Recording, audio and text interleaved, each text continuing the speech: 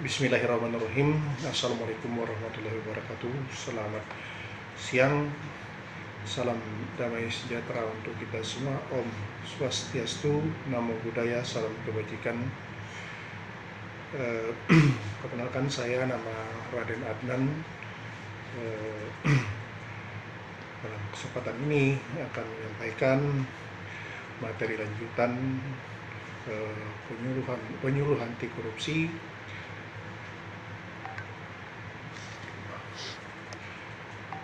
Hadirin semua yang berbahagia, mana sebelumnya kita sampaikan bagaimana integritas, maka sekarang kita fokus membahas materi ini dengan perilaku integritas. Nah, dalam perilaku integritas ini ada pun menjadi poin-poin penting, itu yaitu jujur, bertanggung jawab, dan disiplin. Mengapa bisnis, ya, suatu bisnis harus berintegritas?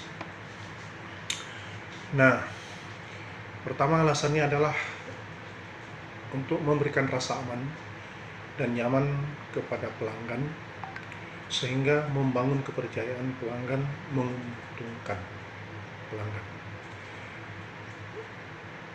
Berikutnya alasannya itu menjamin keberlangsungan bisnis dan menciptakan lingkungan bisnis yang kondusif karena karyawan bertanggung jawab melakukan tugasnya. Karyawan sejahtera dan memperoleh keberkahan. Bagaimana caranya? Tentu dimulai dengan adanya deklarasikan komitmen anti korupsi, petakan risiko terjadinya potensi korupsi, tinjau kebijakan anti korupsi, edukasi perilaku anti korupsi, buat kanal pengaduan korupsi, publikasikan ya pelaksanaan anti korupsi. Deklarasi komitmen anti korupsi itu salah satu cara, yaitu dengan membuat fakta integritas untuk mengikat seluruh karyawan agar menolak korupsi. Contoh, ini ada tertera dalam lampiran fakta integritas.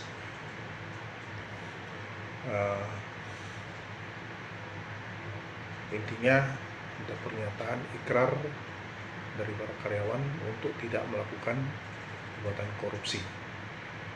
Kalau terjadi, mereka akan mengundurkan diri dari karyawan dan siap mengembalikan semua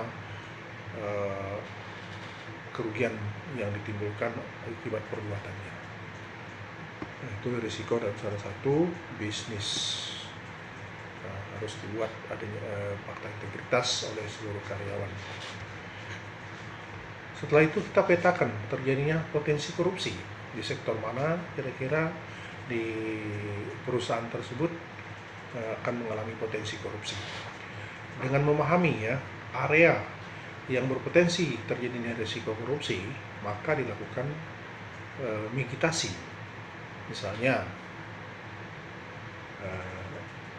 dalam LSP itu asesor diikat dengan fakta integritas dan menggunakan lebih dari satu asesor untuk setiap asesi. Kemudian tinjauan kebijakan anti korupsi. Kebijakan anti korupsi yang dilakukan direview secara periodik. Mana kekurangan atau tidak efektif, itu direvisi seperti apa untuk menutup, dibuat kebijakan yang tidak birokrasi, yang menguntungkan, tepat, dan efisien. Dan dari contoh beberapa perusahaan misalnya ditetapkan bahwa vendor boleh memberikan tanda terima kasih maksimal setahun senilai 1 juta jika karyawan menerima lebih dari itu, dikategorikan sebagai penerima gratifikasi.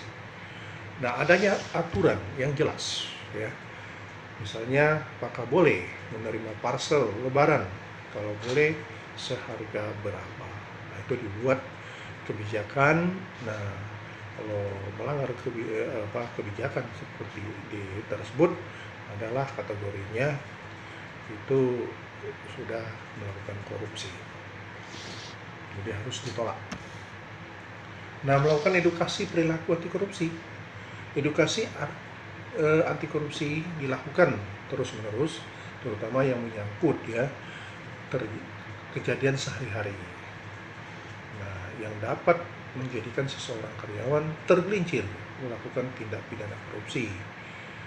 Nah, makanya di perusahaan, di tempat bekerja, seyogyanya dibuatlah banner anti korupsi di tempat-tempat tertentu, atau screenshot di komputer Anda, kantor, memuat perilaku-perilaku anti korupsi. Dan membuat kanal pengaduan. Nah, membuat whistleblower system. Nah, whistleblower dapat mengadukan kepada satu bagian yang independen. Biasanya kalau di perusahaan itu dibentuk langsung di bawah direktur utama atau komisaris. Nah, perlindungan terhadap whistleblower dari pemecatan, penganiayaan, dan sebagainya, sehingga karyawan mau bertindak sebagai whistleblower dengan tidak segan mengadukan adanya tindak pidana korupsi. Dan publikasikan pelaksanaan anti korupsi. Nah, penindakan terhadap karyawan yang melakukan tindak pidana korupsi itu dipublikasikan secara internal. Nah, publikasi tidak perlulah menyebut nama karyawannya yang tidak perlu disebut, tetapi kasus dan tindakan yang diputuskan oleh perusahaan beserta alasannya mengapa dilakukan penindakan tersebut. Hal ini sangat diperlukan agar semua karyawan menjadi jelas, tidak misinformasi, atau komunikasi organisasi berfungsi secara maksimal. Nah, kisi-kisi dari tata nilai yang diadopsi yaitu kejujuran, kepedulian, kemandirian, kedisiplinan, tanggung jawab, kerja keras, kesederhanaan, nah, keberhasilan, keadilan. Itulah nilai-nilai yang harus diwujudkan dalam pelaksanaan integritas dan anti korupsi. Terima kasih. Wassalamualaikum warahmatullahi wabarakatuh.